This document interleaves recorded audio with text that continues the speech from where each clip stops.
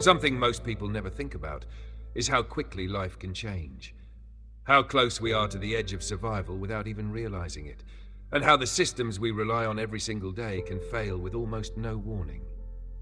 Today, we're going to look at a scenario that is not science fiction, not distant, and not impossible. It has already happened, in Texas, in the Midwest, in New England, and across Europe. The question is not if it will happen again. The question is what you would do when it does. Imagine this. It is the middle of winter. A polar cold wave has just swept across your region. The temperature outside is below freezing. Snowfall is heavy. Wind chill makes the air feel like knives against the skin. Now imagine the power goes out. 1 hour becomes 2. 2 hours become 12. By the next morning, the power is still off, and forecasts say it may stay off for a week. Cell service weakens. Grocery stores close. Gas stations shut down because pumps require electricity.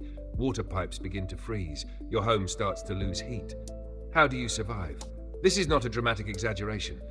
In February 2021, millions of people in Texas lost power in freezing temperatures. At least 246 people died. Many simply froze in their own homes. And that was in a modern US state with one of the largest power grids in the world. This video is not about fear. It is about clarity. Because in a winter blackout, what you know and what you do in the first 24 hours determines your chances of survival. Let's walk through what happens step by step and what actions increase, not decrease, your safety. The first 3 hours. Your house still feels warm. You might think you have time, but your home is losing heat faster than you imagine. A typical house will drop by 1 to 3 degrees every hour when outdoor temperatures are near freezing. By nightfall, it may feel like a refrigerator. Priority number 1, keep heat from escaping. You need to trap heat inside your home. Close all doors to unused rooms. Hang blankets or sheets over windows. Use towels to seal gaps under doors. Move everyone into the smallest room in the house, preferably one with the fewest windows. You are not trying to heat your home. You are trying to conserve the heat you already have. If you close off the entire house, warmth spreads thin and disappears. But if you concentrate heat in a small space, you create a survivable microclimate. Even a 5 to 10 gravity difference can be the line between discomfort and hypothermia. The first night. This is where survival decisions matter most. Your body loses heat extremely fast when temperatures fall.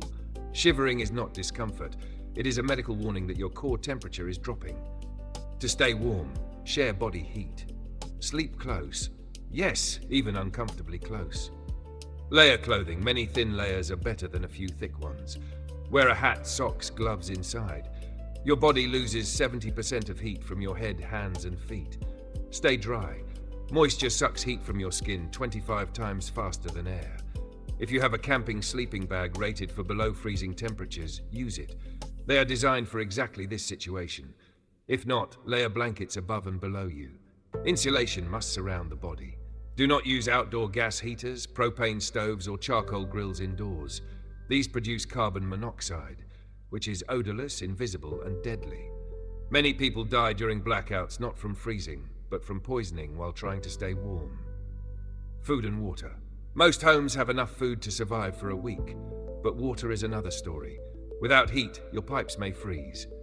Before that happens, fill every container you have with water, pots, jars, pitchers, even the bathtub. Keep faucets slightly dripping. Moving water is harder to freeze. You can survive weeks without food. You can survive only 3 days without water. Focus on hydration more than meals. Eat foods that require no cooking. Peanut butter, canned soups and beans, crackers, oats soaked in water, protein bars. Avoid raw frozen meats. Without power, bacteria become a risk. If you must heat food, do it outside using a camping stove or grill. Inside cooking with flame means carbon monoxide rev, no heat source at all. Your best heat source is human heat. But if your home drops below 45 degrees Celsius, hypothermia becomes a serious danger. At that point, the safest move may be to relocate to a neighbor's house with a fireplace, a community warming center, a local school, or a shelter. But travel during snowstorms can kill you faster than cold inside. To decide whether to stay or go, apply one rule. If visibility is under 50 feet, do not travel. If wind chill is below -20 degrees Fahrenheit, do not travel. If you have no clear destination, do not travel. Stay put, conserve heat, signal for help. The second day, this is when psychological stress begins. Panic and hopelessness can lead to bad decisions. You must create structure.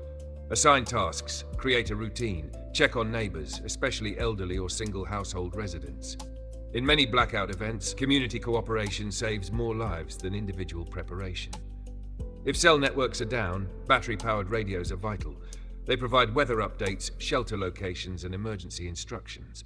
A radio can be the difference between being isolated and being informed. When the power returns. Here is something people do not realize. Most deaths in winter blackouts occur after power is restored. Because when systems restart, power surges break electronics. Frozen water pipes rupture, flooding homes. Carbon monoxide detectors fail from drained batteries. Once heat returns, warm your house gradually. Rapid heating expands frozen pipes. Open faucets slowly to release pressure. Ventilate rooms where fuel-based heaters were used. Do not assume everything is safe just because the lights come back on. Why this scenario is becoming more common. The United States power grid is aging. Much of it was built in the 1950s. It was not designed for extreme cold, sudden demand spikes, multi-day icy storms, more people on electrical heating systems. Meanwhile, climate change is weakening the polar vortex, allowing Arctic air to spill south more often. Winters are not simply getting colder, they are becoming more extreme, more sudden, and more difficult to predict. The grid is being pushed to its limits. A week-long blackout in winter is no longer unimaginable. It is likely somewhere in the country every few years. The question is simple. Would you be ready? Preparedness is not expensive. It is not complicated. It is not doomsday thinking. It is simply acknowledging that we live inside systems, and systems fail. Preparation is the opposite of panic. Panic is what happens when you have no plan. Minimum winter survival kit that can save your life. This is the bare minimum that every household should have. One sleeping bag rated for below freezing per person. Multiple wool blankets. A battery-powered or hand-crank radio. Flashlights and extra batteries. Water containers. Canned food plus manual can opener. Gloves, hats, thermal socks. A lighter and waterproof matches. Duct tape for sealing drafts. A basic first aid kit. Power banks for devices. A whistle for signaling. And if possible, a small portable camping stove for outdoor use only. These items cost less than a weekend shopping trip. They may one day save your life. The lesson. Survival in winter is not about being strong. It is about being prepared. It is about understanding that modern comfort is fragile.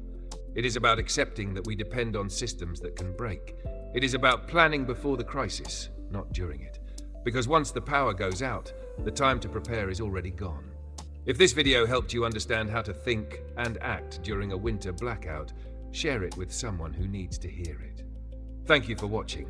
Make sure to subscribe to Crisis Lens, like this video, and share it so more people can stay informed, prepared, and safe.